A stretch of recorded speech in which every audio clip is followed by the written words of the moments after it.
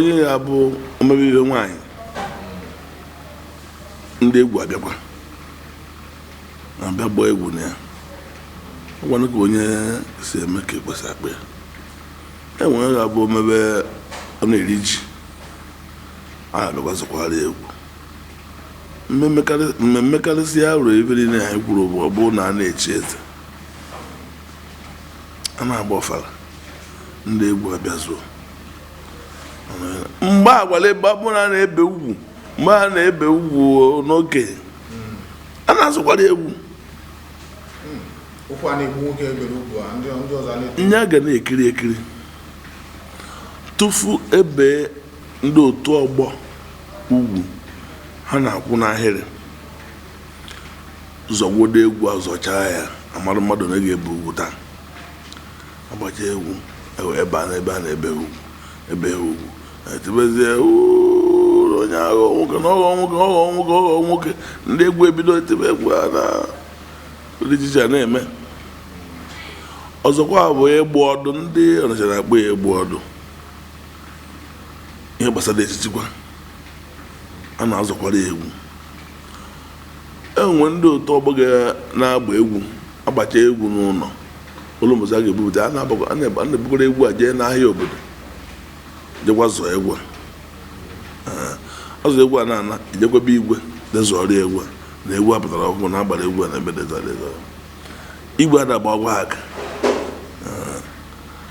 ọzọ bụrụ mgbe a na-abụazị nwatakịrị nwaba eze na opuru eze a na-azọkwara egwu nwaanyị na-ejebe di ya na abịara a na-azọkwara egwu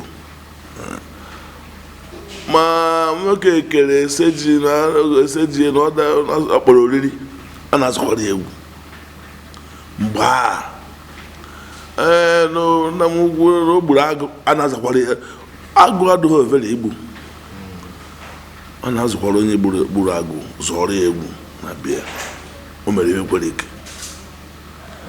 ma ọtụtụ ibe ndị ọzọ ga na-eme ma nwatakịrị toru ọgbọ ndị agbata obi anyị na-akpọkwa ya ịgbọtọ mma ka ọ bụ ịtọgbọ mma ma ọ bụ igbolite mma mana mma dị n'ime ya onye nwa ụzọ otu ga-ya azụ egwu riri nne ma nke menwe ike ilota kịta dị na n'Igbo be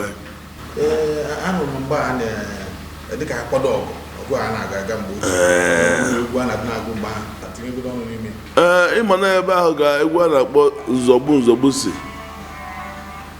nye bụ egwu a kpọrọ nzọgbu Enyimba nzọgbu ọ na-enecha ha n'anya ya na-amekpezi nwe na ọgụ ga-egbo ya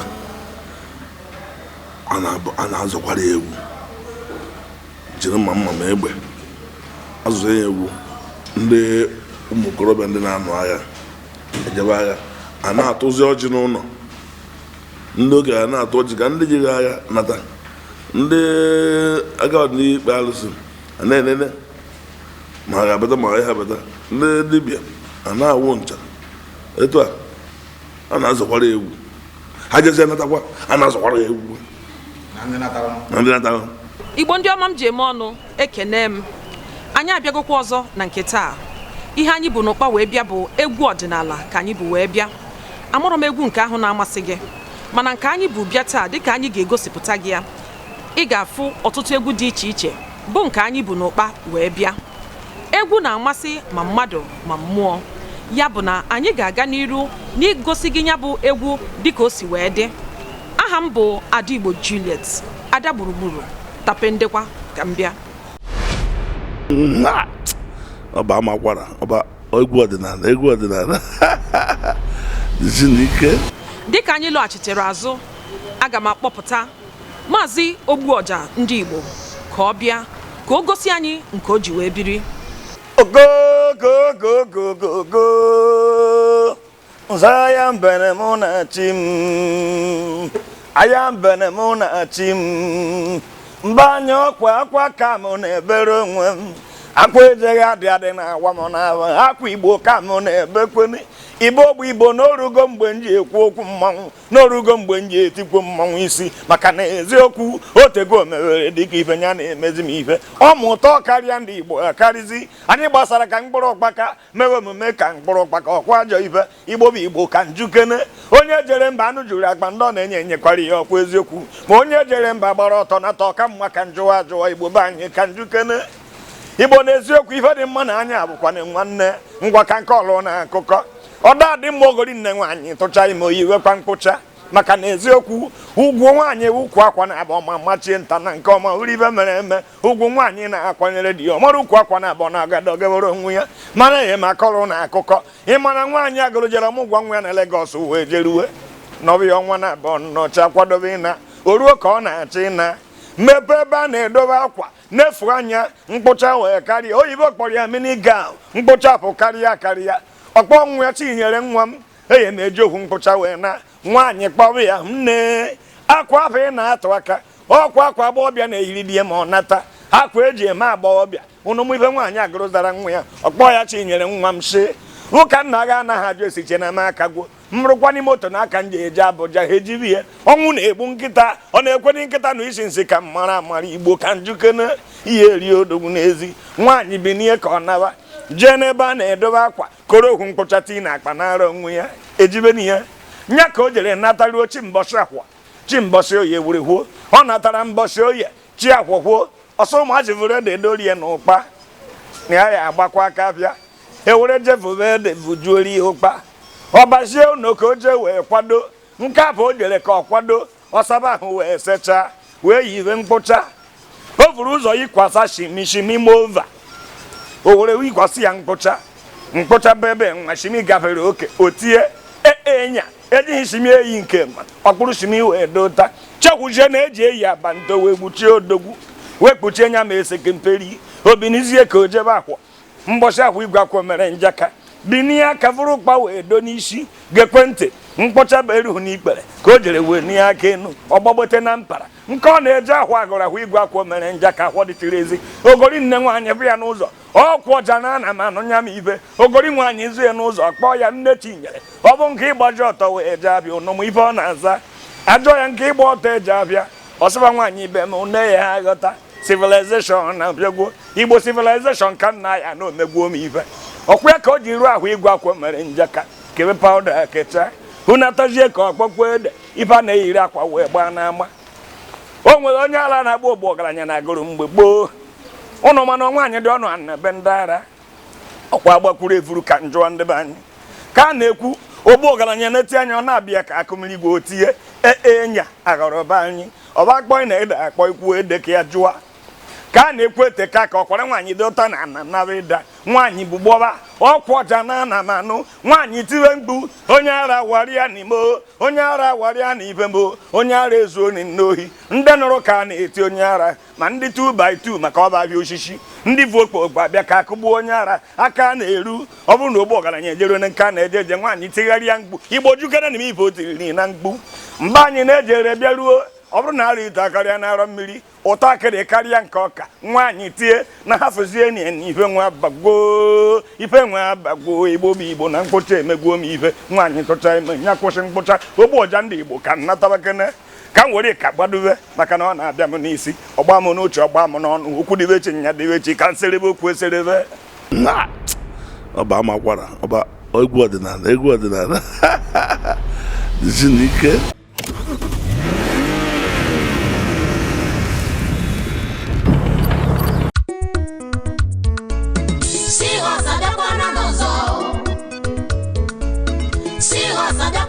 ọzọ ma injin oil ya na ATF ọ ga-enye gị ihe na-achọ maka ọba ya ọma na-ere onwe ya Seahorse bụ oyoyo. Abịa na mmanụ ụgbọala nakwa ATF enwere nnukwu mmanwụ ya na oti mkpu. Seahorse bụ mmanụ ahụ na-eme ka ụgbọala, ọgbatumtum, igwe na-enye ọkụ nakwa injin ndị ọzọ kwa oyoyo. Zụta mmanụ Seahorse tata ka ị mara na enwere ihe dị iche na Capital B na Ụkwụnama. Ma injin oil ya na ATF ọ ga-enye gị ihe na-achọ maka ọba ya ọma na-ere onwe ya Seahorse bụ oyoyo. Meet David. He got a new apartment. David's apartment was so empty, he need to buy some electronics and home appliances. He is thinking of how and where to buy the products. David got a new microwave from the market. His microwave stopped working some minutes after use. David's fiancée, Mary, is coming to visit. On getting to his house, David was busy lamenting over the products he bought. He told her how has been cheated, stressed, puzzled. Anthills.com.ng came to her mind and told David to check it out. David visiting www.anthills.com.ng. David purchasing a new microwave and some other home appliances. His order was delivered to his doorstep in less than 24 hours, after making payment with his card. David thanking his fiancée for introducing Anthills to him. Amam na ya bụ egwu ịma mbem bụ nke ogbu ọja gosipụtara anyị. Amam na o nyere gị obi ụtọ bụ nke zuru oke. Anyị ga-aga n'iru na ya bụ egwu ọdịnala. Ugbu a achọrọ m ka ị sonyere anyị ka anyị jee obi na-agụ Udi na Enugu steeti bụ ndị nọ wee na-eche anyị eche.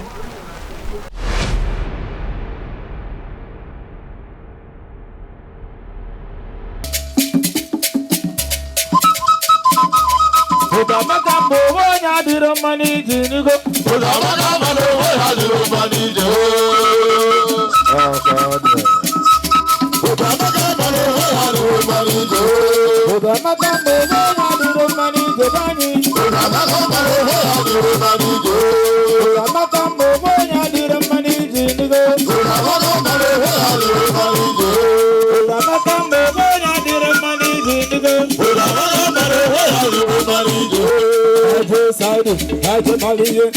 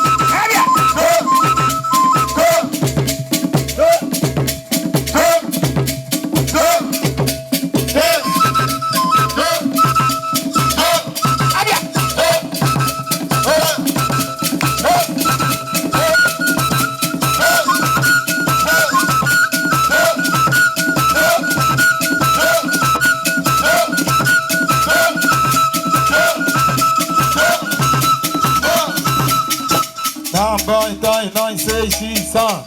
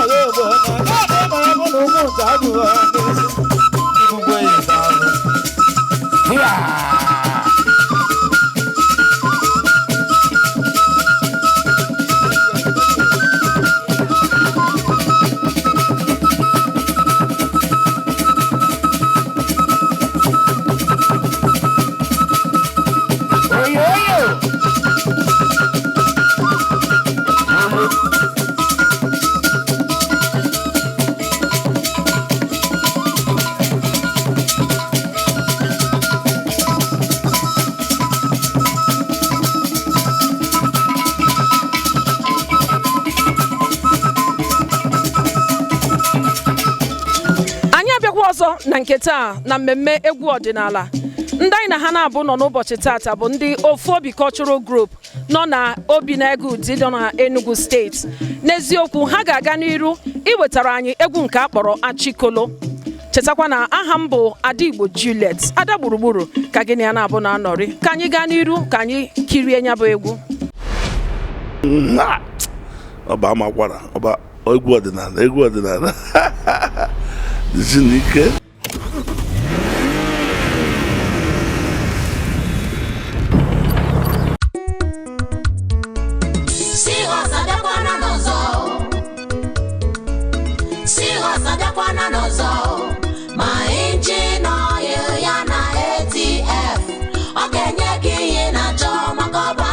na-ere onwe ya o Seahorse bụ oyoyo.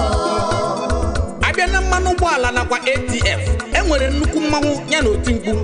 Seahorse bụ mmanụ ahụ na-eme ka ụgbọala, ọgbatumtum, igwe na-enye ọkụ nakwa injin ndị ọzọ kwa oyoyo. Zụta mmanụ Seahorse tata ka ị mara na enwere ihe dị iche na Capital B na ụkwụ nama. Ma injin oil ya na ATF ọ ga-enye gị ihe na-achọ maka ọba ya ọma na-ere onwe ya o Seahorse bụ oyoyo.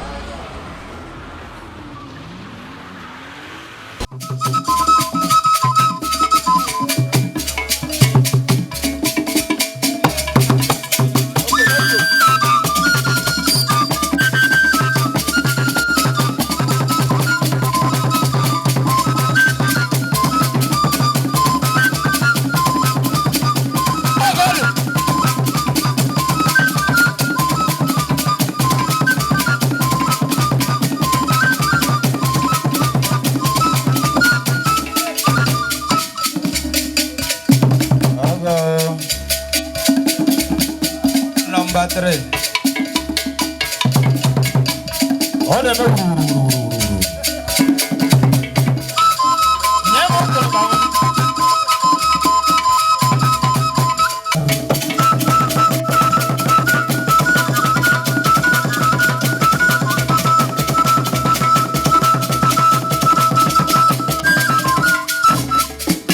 Ivan, c'est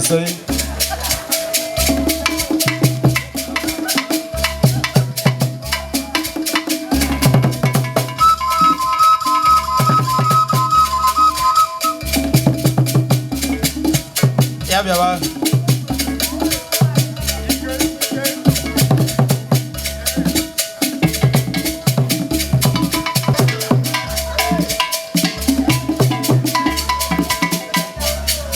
Oba do na dema.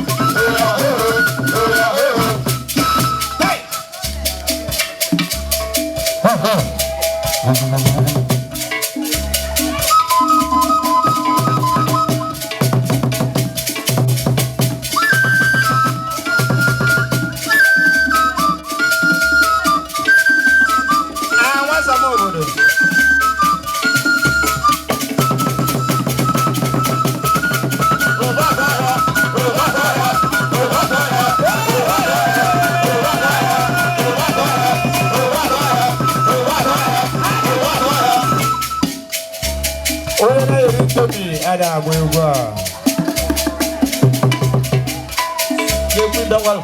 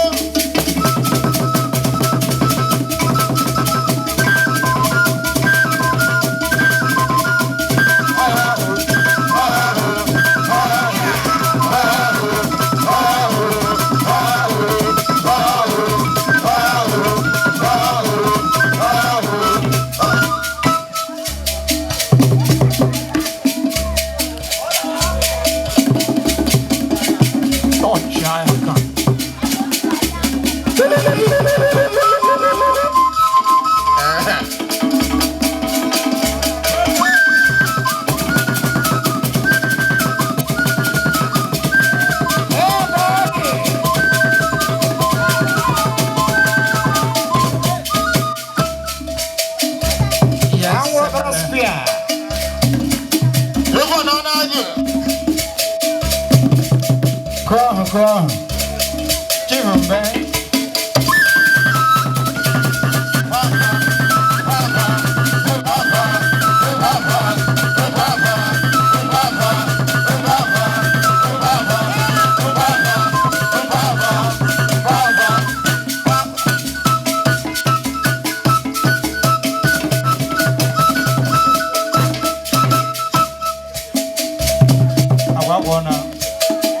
Aja fish.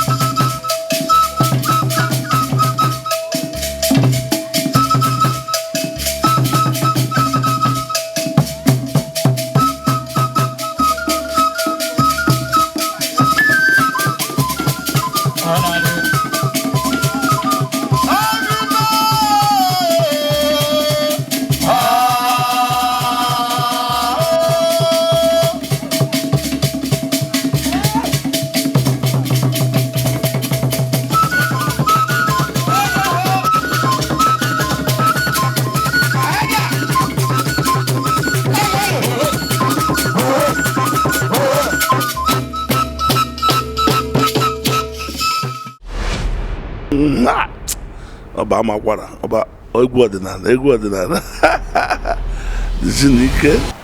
Otu a ka isi wee dobiri ya na nke taa n'egwu ọdịnala bụ nke ndị ofu obi na-ege ụdị gosipụtara anyị. Ọ ga-adịkwa otu a n'izu ụka ọzọ bụ mgbe anyị ga-ewetara gị egwu ọdịnala ọzọ. Ọ bụrụ na ị chọrọ ikiri ụfọdụ ihe onyonyo dị iche iche ma ọ bụ ibunye uche, gaa na UGWUMBA TV dị na YouTube. Akara ekwentị anyị bụ nke na-aga n'onyonyo gị ugbu a. Daalụ dịka ị sonyere anyị.